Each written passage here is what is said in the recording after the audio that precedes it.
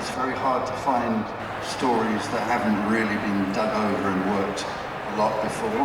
And here was a great origin story of a very well-known character that people really don't know how he got there. God bless Michael Caine. I think he was the first person to say that Alfred was an ex-SAS soldier, which meant that opened up a whole other sort of range of stories you could tell, as opposed to someone who learned how to make tea and serve things on trays. So there was this whole wonderful origin story that hadn't been told, so I did it. So what would you say, I mean, stylistically at least, what's the big point of difference then between Pennyworth and Gotham? You know, how is it aesthetically different, I guess? Lots of ways. I mean, first off, I guess the main thing is London is not an imaginary city. London is a very real city, but it's also a city with its own folklore and mythology and strangeness and glamour and darkness. Also, being England, English people look crap in spandex. There's no English superheroes. No one's ever managed to make an English superhero. People in England are real. So I guess the difference is that you have to find a way of making real people glamorous and special and give them superpowers. Hence, these guys. Well, in terms then of finding your Alfred, I mean, you're 20-something Alfred, what were you looking for? What did you need from an actor for that? We were looking for intelligence, wit, and charm. We didn't get it, but we got Jack Bannon instead. All right, well, that seems like a good, handy segue to bring in Jack. So, Jack, why did you want to play Batman's butler? Well, I mean, I hadn't thought about it before, and then when we read the premise of this, and particularly for me, Bruno's brilliant script, that was sort of what grabbed me. And the SAS background's quite cool, and all the action and things like that, and the fashion of the 60s, everything about the show sort of grabbed me. So it was good to get sort of suited and booted as Alfred. Yeah, it was fantastic. Yeah, it was awesome. And I kind of noticed watching this that, obviously there's been other Alfreds before, obviously Sean Pertwee in Gotham, Michael Gough, Jeremy Irons, but you do seem to be channeling Sir Michael Caine more than any other previous Alfred. Why was that? Well, I think, as Bruno said, he said I'll play a butler as long as he's ex-SAS, so that it wouldn't have felt right to do an SAS story without giving him a nod.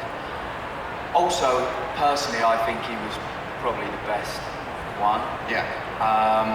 And he was sort of the archetype of film star of the 60s, so with this being set in the 60s, that sort of felt right as well. Yeah. I love that he's actually called Alfie a lot of the time as well, which that kind of really rams it home, doesn't it? Yeah. And then like the soundtrack's very Roy Budd in style, you've kind of got all that going on, so it's a perfect fit.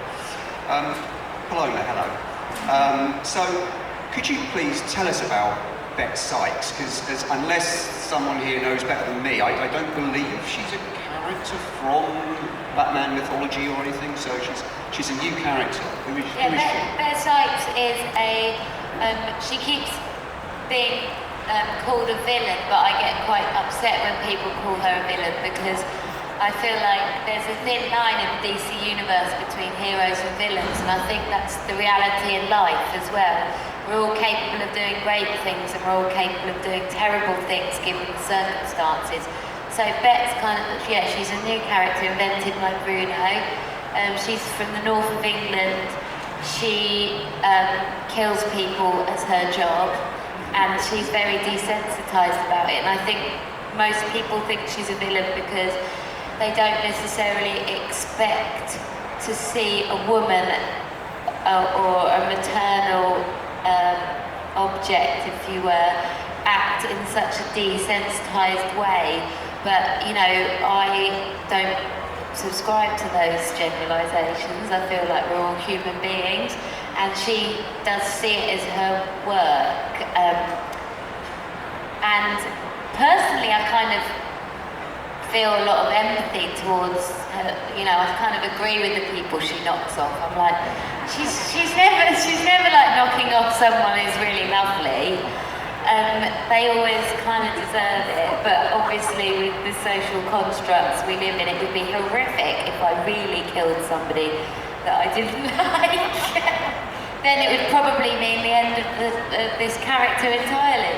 But yeah, I've had a great time playing her, and I think for us, we discuss a lot about how she adds sort of another layer to the concept of the British class system, which is quite prominent in this world, and and today and back in the 60s, Britain is sort of inherently divided by class and all that comes with it. And I think for me there's a lot of parallels between Bette and Alfred, because they're both essentially sort of predestined by being working class to serve or work under somebody else, and both of them feel they have the capacity to be their own boss. Yeah.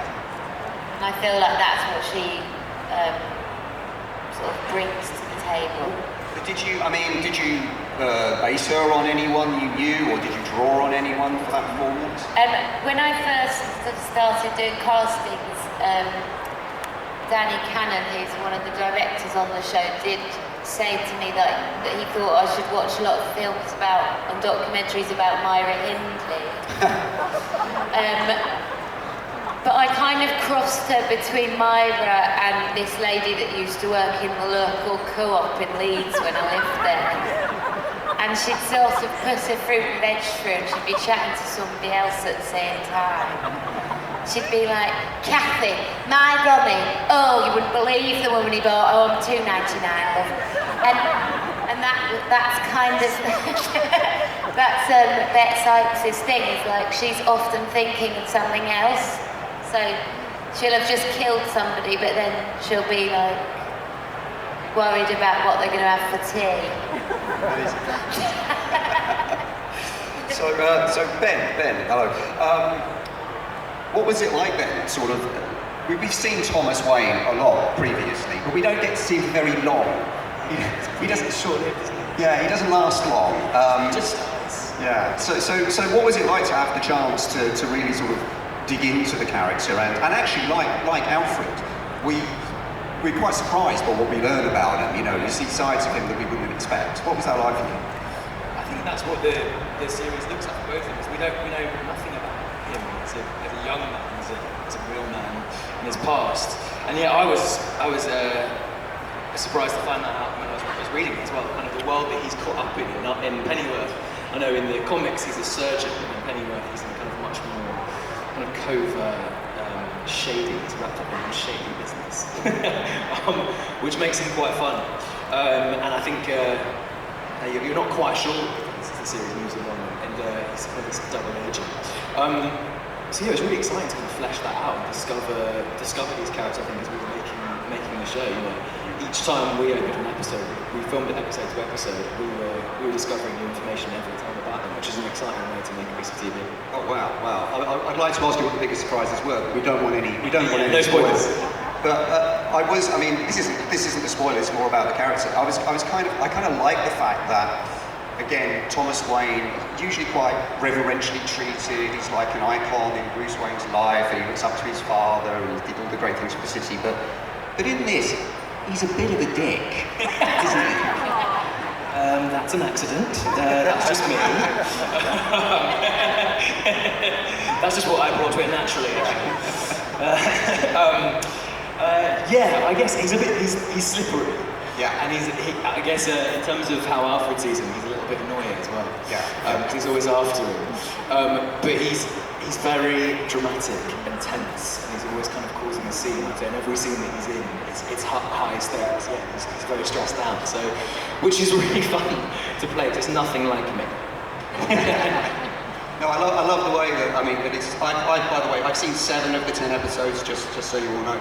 And in virtually every time you come into a scene that Alfred is in, he rolls his eyes, he's kind of like, he starts, oh, I'm not in again. Yeah, that's just me and Ben. I don't know that's what Bruno wrote.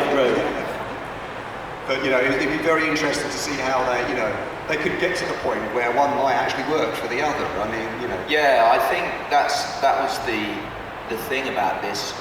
It quite easily could have been a sort of bromance kind of thing, but they don't really like each other. Alfred certainly, they're wary of each other, and I think each one has something that the other one needs. Thomas has money and status, which Alfred needs to get his business off the ground, and Thomas is a wimp, so he needs Alfred's street smarts. Come on. Yeah, to be fair, yeah, he does have his good side. He does have his moral core, doesn't he? I feel a bit bad about what I said now. I'm sorry. That's all right. You're entitled to your opinion. It's fine. He's a dick. I think it adds to the class thing though as well. It's like when you're working class, you do resent anybody who's come from money. Like you're just like, oh, posh bastard. I feel like Alfred just looks at him and goes, oh, posh bastard. Well, maybe the C word. And he's American as well, Cat. I mean, the presentation of London in this show is fascinating. It's kind of like really interesting, counterfactual, dare I say, steampunk 60s kind of. How did you come up with that, Bruno? What was the, what were you drawing on? What influences did you have? It's really a mashup of London. I mean, it's my memories of London as a child in the 60s, and it's using Victorian London, 1970s London, even Elizabethan London, and mashing them all together, and imagining that history had been slightly different. If Henry VIII hadn't chopped off Anne Boleyn's head, how would England been different over the years? Yeah. So just playing with that sort of stuff means you've got a lot of freedom. It's both recognisable London, but also very strange. So, I mean, did you all go back to like 60s culture, pop culture, like maybe TV shows or the music at the time to try and get into the mindset? Did you do that? Yeah, there was a bit of that, I think, because as I said, all this is before the comics, so that as source, I decided rather than, as good as they are, read thousands and thousands of comics, I'd not do that, and instead we watched some of the Michael Caine films like Icarus File and things like that. There was a Spotify playlist that nobody else seems to have heard about, but Danny Cannon made a Spotify playlist, which I sort of listened to a bit, but it wasn't that good.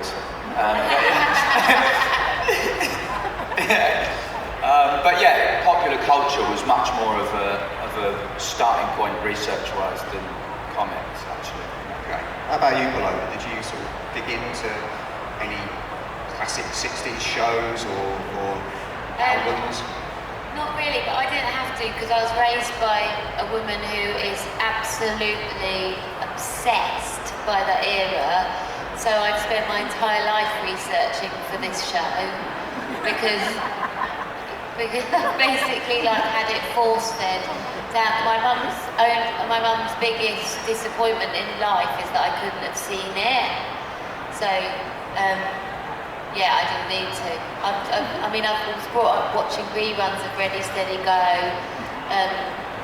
Just everything, the lyrics, the protests, the fashion. Like my mum's got all the old clothes and I used to dress up in them when I was little. Yeah, I've had it a lot. Okay, and you, Ben? You got any sort of favourite 60s reference points? I think it was when I went and met these guys for an audition, they were talking about Cary Grant. So that's kind of something they were basing the character on, So yeah, started watching his films and trying to be as charming and magnetic as he was, a mean feat. But so like North by Northwest was an incredible film to watch, and Thomas is in a kind of similar predicament in episode 1 and throughout in a way. So that was a good thing to kind of take some inspiration from. But at the same time, we were trying to not make it a sort of a strict period show. Like I say, it's a mashup. So even with the music, I think the first live music you hear on the show is an Amy Winehouse tune, because memories like that, enough things that happened in the past, all mashed up together. Yeah.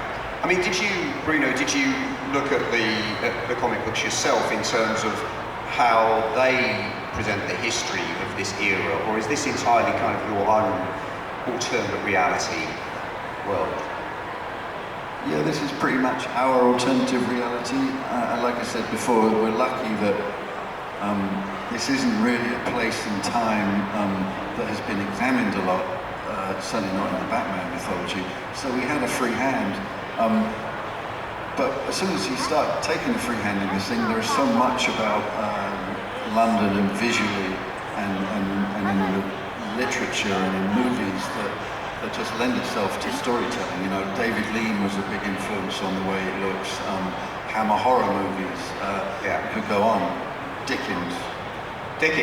Oh yeah, of course. Yeah. Again, no spoilers, but yeah, no, I can see what you're saying.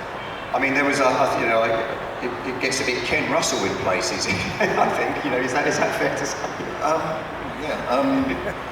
Yeah, I guess, that's fair enough, Ken Russell, in the sense that you can take liberties without going over the top here, because anything is possible. For instance, we have Jack the Ripper's grandson is in the show, and why not? Later on we'll have Jekyll and Hyde in the show. Those English folkloric characters are kind of our substitute for superheroes and supervillains. Yeah, actually, mentioning Mr. Ripper, Danny, it's good to see Danny Webb pop up. There's a great supporting cast here, including, I was pleased to see Felicity Kendall as well. Felicity Kendall as a sorceress. Not often you get Felicity Kendall as a master of the black arts. Indeed not. How was it working with Felicity? She was great, yeah. She was a real saucy sorceress, yeah. She was good. Sexy sorceress. There you go. No, she was great. Cool. I mean, it's pretty full on with the action and the violence. Paloma, you get hit in the face with a tea kettle at one point, which was fun. Was it? I don't know. Was it fun? Was it good doing the action? Loved it. Yeah. I loved doing. I mean, the action was great and nice to sort of put it on your CV. You know, I've done a bit of this, a bit of that, but for me, like, what I liked the most really was the writing, and it's not because he's sitting there, but I feel like he's such a clever writer, because as you watch it, we believed it as much as you will believe it when you see it. Like, it got to a point about halfway through making the show where you'd know already what you were going to say while you're reading it, and then that's what he's written, and it's sort of, it was just brilliant the way that, I don't know. No, quite the opposite, I think. I agree. It got to the stage where you didn't even, I feel, and correct me if I'm wrong, but you, Bruno, we knew the characters so well by that point, and then you sort of start writing for our version of the characters, and it becomes this loop where you actually rarely need to learn your lines. You know, you don't know whether it's you or the character. Like, there's this one bit where I got to do a scene in the kitchen, and I say, "I'm restless, I'm a caged animal." I was just like, oh my God, he's really been listening to me off set. That's basically my general attitude. And how was it for you, Jack? You know, to sort of, you know, getting tooled up and getting into action as Alfred? Yeah, it was good fun. I mean, you need to be careful, don't you? Saying, "No, it's great, all these guns and whatnot." But it was. I mean, there's a fantastic place in London on the outskirts where it's a street of terraced houses, and you go down a sort of alleyway, behind which is the biggest armoury in the country that has, from medieval times through to modern day, fantasy, real things. It's about 4 floors. So if there's a zombie outbreak, I know where I'm going, basically. But we got locked in there for a couple of days with these sort of weapons geeks. No offence if they're here. And they sort of taught us how to use everything, and it was fantastic. Yeah, so that was good. And a bit of trivia: the gun that Alfred uses was made for Roger Moore in Wild Geese. Oh, wow. but he didn't want it. He said, "Oh no, it's rubbish." So they didn't get used, and now we've ended up with it. So. Niche trivia. Yeah, niche trivia. There you go. It's very good. But the thing with Alfred is, and one thing I really love about him as a character is, actually he'd rather talk his way out of the situation. Yeah, exactly. That was always the thing. You know, he says, "I don't like doing violence," and unfortunately, sometimes that's the only way that he can get out of a situation. But he's always looking at the greater good, you know, and if it means he has to do bad things to eventually get there, then he's prepared to do it. But yeah, his sharp wit is sort of almost a lot more dangerous than any physical thing he's carrying. Yeah. Have you learned from him, from being him? Do you think you could, talk your way out of any situation now? He just beats people up. No, there were times because we shot for 6 months, and towards the end of those 6 months, there were a couple of occasions where I'd be sat in a pub in London as Jack Bannon in real life, and something would happen at the bar, and I'd be looking, going like, and friends would go, no, you are not capable of sorting this out, sit down and don't get involved. And I'm thinking, well, I could go over there and say something smart. Luckily, never did. No, he's a very, very capable man. I was very impressed by him. But okay, it's kind of a question for all of you. Everyone sort of pitch in. But what is it then that you think it is about the Batman story that makes it sort of something that people can go back into and explore further? I mean, this is a whole new area that's never been delved into before. But why is it? Why has it become something that really hooks people, that fascinates them? What do you think? I think it's because people keep returning back to Batman because it's inherently about the human condition. It's about the torment that one faces just as a human being, and people relate to that. And I've never met anybody who's had a life without, its peaks and troughs. And I mean, it was only the other day that my mum and I were talking, and she said, "I think people who just sail through, that's an illusion. There's no such thing as that." So I feel like for me there's such a wealth and depth of the way it's written, of sort of philosophical questions about existence, and being morally pulled, or faced with circumstances in your life where there's no such thing as right or wrong. And I feel like as kids we kind of grow up thinking we wish that life was about right or wrong, but in Batman we see that it's not always as simple as that sometimes the right thing is, like you said with Alfred, sometimes involves a lot of wrong things, or the wrong thing maybe had an intention of being the right thing, or these mistakes. And for me, when I watch previous Batman films and when I watch Pennyworth, it makes me question all of those themes just about being a human being and empathizing with other human beings. I mean, what do you think about that, Bruno? What's your thoughts on the whole Batman? Why is Batman so? I think everyone feels like they're an orphan. Everyone wears a mask, and everyone wants revenge. Bloody bad. Who's annoyed you? Yeah, shit.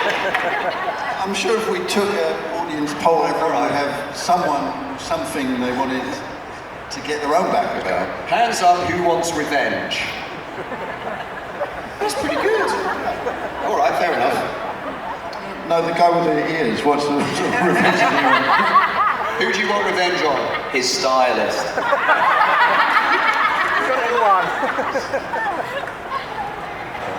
Actually, I've got to confess, I actually know who that is. That's Mike. Hi, Mike. Hello, Mike. Right.